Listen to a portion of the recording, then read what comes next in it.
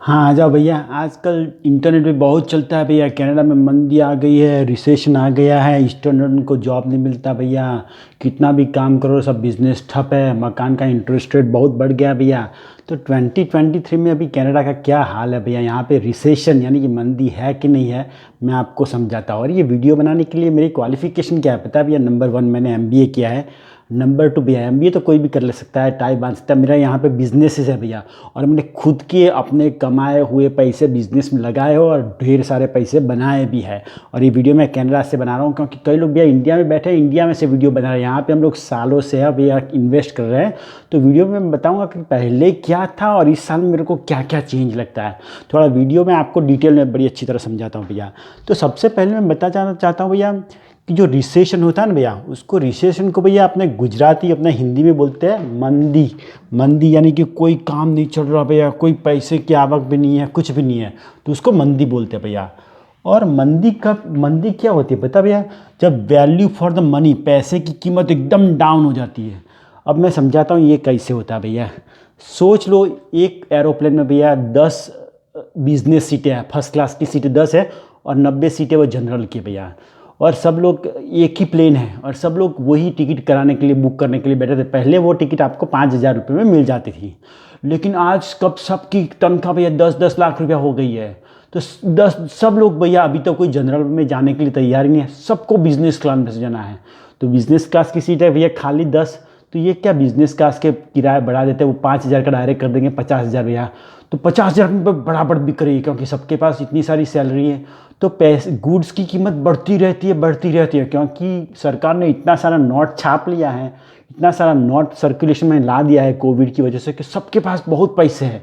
पैसे जब है, कीमत ये जो चीज़ है वो लिमिटेड है, तो सबकी क्या बहुत सारे पैसे देने पड़ते हैं वही चीज़ लाने के लिए। तो उसको बोलते हैं इन्फ्लेशन, फुगावा, यानी पैसे की वैल्यू कम हो जाती है बराबर। अभी ये सोच लो भैया कि उससे क्या होता है पता है? जो ग्रोसरीज होती है भैया वो आपकी एक्सपेंसिव हो जाती है। पहले जो टमाटर भैया आपको 5 रुपये किलो मिलते थे, वही टमाटर आपको 15 रुपये किलो मिलता है। वही हो गया ना भैया। तो देख लिया, मैं ये पूरा 10 पॉइंट में मेरा जो एमबीए का नॉलेज है भैया, मैं आपको निचोड़ के दे दूंगा भैया। उससे क्या, ये चीज़ बहुत ज़रूरी है एज ए मिलियनर बनने के लिए भैया। मिलियनर खाली ये पैसे मजदूरी करके नहीं, थोड़ा लॉजिक भी समझना पड़ता है कि ये कैसे काम करता है, ठीक है। तो 5 रुपये के टमाटर 15 रुपये के हो गए, क्योंकि सभी के पास इतने सारे पैसे आएगा भैया। तो फिर उससे क्या होता है पता है भैया, कि सभी के पास पैसे आ गए, तो ये ग्रोसरी एक्सपेंसिव हो गई भैया। ग्रोसरी एक्सपेंसिव हो गई तो कोई लेने जिन नहीं जाएगा धीरे धीरे। तो ये क्या करता है पता है? ग्रोसरी में सब स्टॉक है ना, वहाँ पे पड़ा का पड़ा रहेगा। तो ये ग्रोसरी स्टोर वाले को करेंगे, अरे स्टॉक तो बिकता नहीं, अभी क्या करें। तो क्या धीरे धीरे अपने एम्प्लॉय यानी कि अपने जो जो काम करने वाले हैं वो धीरे धीरे घटा देते हैं, ठीक है। तो जैसे उन्होंने एम्प्लॉय घटाना कर शुरू किया भैया, और दूसरा वो क्या करते हैं, अपने स्टॉक का रिडक्शन करते हैं। पहले वो महीने का भैया 5 टन जैसे टमाटर बिकते थे, अभी 3 टन टमाटर बिकते हैं। तो वो क्या, स्टॉक धीरे धीरे कम करना शुरू कर देते हैं कि भाई अब ना हमको नहीं चाहिए, क्योंकि बिकता नहीं है, क्या करें। तो फिर क्या करता है पता है? जो बड़ी बड़ी कंपनियां होती है वो अपना मैन्युफैक्चरिंग का ना भैया वो काम कम कर देती है। जैसे कि पहले ये लोग भैया एक महीने के 50 कंप्यूटर बेचते थे, अभी वो 30 ही कंप्यूटर बेचते हैं, क्योंकि सभी के पास पैसे ही नहीं है भैया। तो क्या, उसका मैन्युफैक्चरिंग कम हो जाएगा। मैन्युफैक्चरिंग कम हुआ तो भैया तो उसका सेल हो लॉस भी होने लगेगा बड़ी बड़ी कंपनियों का। जैसे ही बड़ी बड़ी कंपनियों का लॉस करना शुरू हो जाएगा भैया, तो क्या होता है पता है? कि वो जो उनका बड़ी बड़ी कंपनियों का सेल का लॉस होगा, तो उनके भी जो एम्प्लॉय है जो मैन्युफैक्चरिंग करते हैं गुड्स, वो भी उन लोगों को छूटा करेंगे। जैसे गूगल ने भी छूटा किया बड़ी बड़ी कंपनियों सबको, जो आपको ये लेड ऑफ कर देगी, ठीक है। तो जो लो का जो लेड ऑफ कर देगी भैया, तो स्टॉक मार्केट क्रैश हो जाएगा। क्योंकि अभी पहले स्टॉक मार्केट क्रैश, मैं आपको पूरा आइडिया बताता हूँ कि अभी कनाडा कहाँ है और 1 साल के पास कहाँ पे किया जाएगा भैया। तो पूरा का पूरा स्टॉक मार्केट क्रैश हो जाएगा, ठीक है। अभी स्टॉक मार्केट क्रैश हो गया भैया, तो कंपनियों को यही अपनी कंपनियों को ये बिजनेस चलाने के लिए भी क्या करना पड़ेगा पता है? इन लोगों को ना बोरो करना पड़ेगा मनी बैंक से भैया। बैंक से इन लोगों को, कंपनियों को पैसा लेना पड़ेगा। और कंपनियों को ये पैसा लेंगे ना भैया, तो क्या था पता है? धीरे धीरे ये इंटरेस्ट रेट होता है भैया, बैंकों का इंटरेस्ट रेट, ये धीरे धीरे अप हुआ है। मैं आपको बताता हूँ क्या लेकर। जब आखिरी साल जिन्होंने मकान लिए भैया, बैंक का इंटरेस्ट रेट खाली 1.89 था। फिर अभी 2, 3, 4, 5, अभी 6 की ओर जा रहा है भैया। तो इंटरेस्ट रेट धीरे धीरे बढ़ रहा है। अब सोचिए कि इन्फ्लेशन से ये क्या रिसेशन का धीरे धीरे शुरुआत हुआ है। तो उससे क्या होता है पता है कि इतना पैसा होगा, पहले 2% था, अभी 6% था भैया।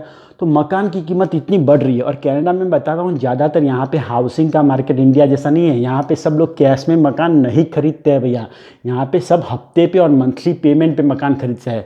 जैसे कि आपने 1 लाख रुपया 2% ब्याज से लिया भैया, तो आपका मंथली रफली 400 का हफ्ता आएगा। अभी वही मकान आप 6% ब्याज पे लेंगे तो आपका करीबन करीबन 600-700 का हफ्ता आएगा। यानी पर मंथ आपका एक्सपेंस बढ़ जाएगा, मकान की कीमत वही रहेगी, इनकम आपकी इंटरेस्ट रेट बढ़ जाएगा। तो उससे क्या होता है पता भैया, क्या हाउसिंग मार्केट है ना क्रैश हो जाएगा। हाउस में कोई लेनी देनी होती नहीं, कुछ भी नहीं होता भैया। धीरे धीरे हाउसिंग मार्केट क्रैश हो जाता है। तो ये उसको बोलते हैं रिसेशन। तो अभी मैं बोलता हूँ Canada, America, India, Afghanistan, Pakistan में अभी क्या हालत चल रहा है, ठीक है। तो अभी क्या हालत चल रहा है पता भैया, कि जो दूसरा मैं आपको बताता हूँ, ये जीडीपी। ये जीडीपी आप बहुत सुन रहे थे भैया, ये सीएनबीसी टीवी पे। ये जीडीपी किस चूहे का नाम है, मैं आपको देसी भाषा में समझा देता हूँ भैया। कि ये जीडीपी आप कोई भी काम करिए बहुत ज़रूरी है भैया। ये नहीं समझाएंगे तो आपको ये कोई भी पॉलिटिशियन कोई भी आपको बुद्धू बनाएगा। ये जीडीपी टाई बांध के बोलेंगे, ये तो बहुत हैवी ड्यूटी वर्ड है। मैं आपको देसी भाषा में बताता हूँ, जीडीपी यानी कि ग्रोस डोमेस्टिक प्रोडक्ट क्या होता है। एकदम सरल है, एकदम सरल भैया। जीडीपी बोले तो क्या होता है पता है, कोई भी देश होता है ना भैया, वो अपना जो पैसा होता है ना वो 2 तरह से कमाता है। एक तो प्रोडक्शन करता है, जैसे कि ये प्रोडक्शन मैन्युफैक्चरिंग कंपनी हुआ, जैसे कंप्यूटर बनाते हैं, लैंप बनाते हैं, ये बोर्ड बना दिया, तो ये सब मैन्युफैक्चरिंग होता है। और मैन्युफैक्चरिंग नहीं किया तो उसको सर्विस करते हैं भैया, ठीक है। अब सर्विस में कैसी होती है, सर्विस में बताता हूँ। जैसे कि पेंटर हुआ भैया, तो पेंटिंग में सर्विस करके पैसे कमाता है। एक तो मैन्युफैक्चरिंग कराएगा, जो डेंटिस्ट होगा वो डेंटिस्ट का सर्विस करके बनाएगा, जो बाल काटने वाला होगा सर्विस हो गया। यानी कोई भी देश पैसे 2 तरीके कमाता है, एक तो प्रोडक्शन से और दूसरा सर्विस से। अभी सोच लो भैया, जैसे कि आपका देश में भैया, पूरा देश का, पूरा इंडिया का भैया, सबका मैन्युफैक्चरिंग का भैया, आपने टाटा बिरला सबकी इनकम ऐड कर दी, तो सोच लो वो $5000 कमाता है, ठीक है, मैन्युफैक्चरिंग का। और सबकी सर्विस इकट्ठा कर दी, पेंटर, ये अपने ये हेयर कटिंग वाले डॉक्टर, वो भी $5000 कमाते हैं, ठीक है। तो पूरे देश की इनकम कितनी हुई भैया, $10,000 हुई, $10,000 हुई भैया। फिर ये लोग पूरा देश का इनकम $10,000 हुआ 1 साल का, ठीक है। तो अभी सोच लो कभी इंडिया का पॉपुलेशन खाली 100 हो, ठीक है। तो आपको ये सोच लो कि इंडिया का पॉपुलेशन खाली 100 है, तो ये 100 से डिवाइड कर देते हैं। तो पर कैपिटा जो जीडीपी होता है ना, per capita gross domestic product, की एक आदमी ने कितना का प्रोडक्शन किया, तो 10,000 बाय 100 करेंगे तो वो पर कैपिटा इनकम आपकी 100 हो गया, $100, उसको जीडीपी बोलते हैं भैया। और ये मैं आपको बताता हूँ कि जो अगले टॉपिक में जाऊँ उससे पहले मैं बताना चाहता हूँ भैया कि जीडीपी अगर बढ़ता है तो देश आगे बढ़ रहा है, जीडीपी अगर डाउन जा रहा है तो देश नीचे जा रहा है भैया। तो अभी आपको रियल टाइम में बताता हूँ हर देश का भी जीडीपी क्या है, आपको देख के चक्कर आ जाएंगे भैया। तो देखिए कि जीडीपी क्या होता है, कि जो टोटल वर्ल्ड में जो गुड्स और सर्विस का प्रोडक्शन होता है उसका टोटल का, तो उसको जीडीपी बोलते हैं, ठीक है। अब मैं बताता हूँ कि कनाडा का जीडीपी क्या है। देखिए टेन, तो ये अपने कनाडा का जीडीपी, देखा मैंने कनाडा लिखा है भैया। कनाडा का जीडीपी अभी 51,987, यानी कि हर आदमी में, सबकी एवरेज में, मेरा घर वाले, कोई भी आदमी ना भैया मिनिमम 51,987 का काम करते हो। और देखिए ये जीडीपी बढ़ रहा है, बढ़ रहा है, बढ़ रहा है, बढ़ रहा है। बीच में नीचे आया था, ये कोविड की वजह से फिर से बढ़ रहा है, यानी कि देश प्रगति कर रहा है, ठीक है। विश्वास मत करना भैया। अभी ये देखिए अमेरिका का, ये 51,000 बहुत बोलता है कि कितना पावरफुल पैसे वाला देश है, ठीक है। अभी जो दूसरा देश है वो अमेरिका का, बढ़ रहा है, बढ़ रहा है, बढ़ रहा है। और अभी देखिए इनका कितना जीडीपी है, 70,000 के करीब करीब इनका ग्रोस डोमेस्टिक प्रोडक्ट है। यानी कि हर आदमी, ट्रैक्टर चलाने वाला, कोई भी आदमी को उसका है ना भाई 70,000 का वो प्रोडक्शन करता है, ठीक है। अभी देखिए ये हुआ अफगानिस्तान का जीडीपी भैया। अफगानिस्तान का जीडीपी देखा, पहले बढ़ रहा था, लेकिन जैसे ही अमेरिका ने ये छोड़ के गया ना, तो अफगानिस्तान का जीडीपी खाली $368 है।